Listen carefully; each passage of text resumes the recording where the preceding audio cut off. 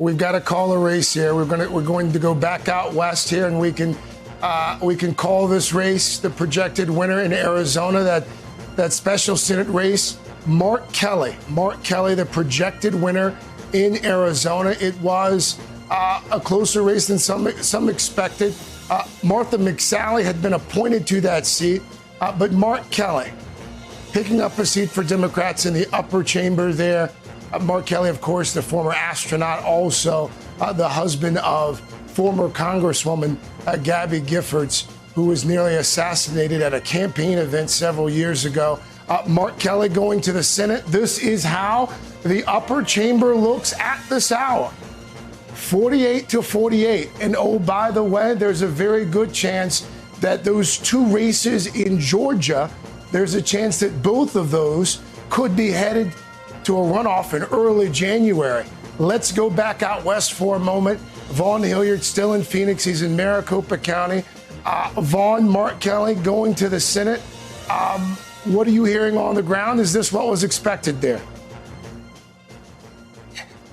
Arizona, the state that appears could help defy essentially what the Republican Party under Donald Trump has become. When you look at Arizona, not only is Mark Kelly going to be representing the state as a Democratic senator, he is going to be the second U.S. senator out of Arizona that is a Democrat. In 2018, Kyrsten Sinema beat Martha McSally, running more as that Western independent here in the state. 2 years later, it's Mark Kelly, the former astronaut, the husband of former Congresswoman Gabby Giffords, that now pulls off a victory against, yet again, Martha McSally. When you're looking at Arizona, this is a state just 3 years ago was represented by the likes of John McCain and the likes of U.S. Senator Jeff Flake, one of the harshest critics of this president.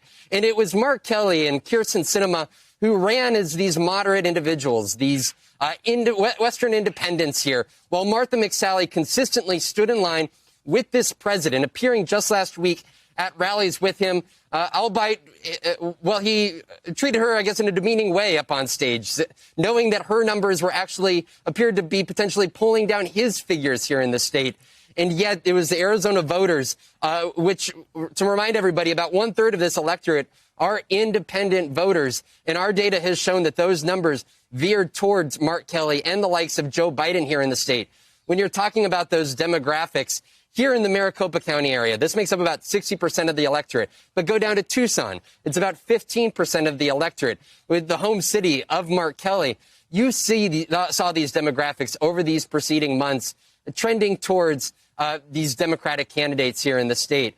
For Mark Kelly and for this Democratic Party, it is quite a turn here, knowing where the state was just a decade ago when the likes of Sheriff Joe Arpaio were winning victories here across Maricopa County, when the likes of Jan Brewer was winning victories here across Maricopa County. And now for Democrats, it's this state, the place of Barry Goldwater, who breathed in conservatism into this Republican Party back in the 60s and 70s.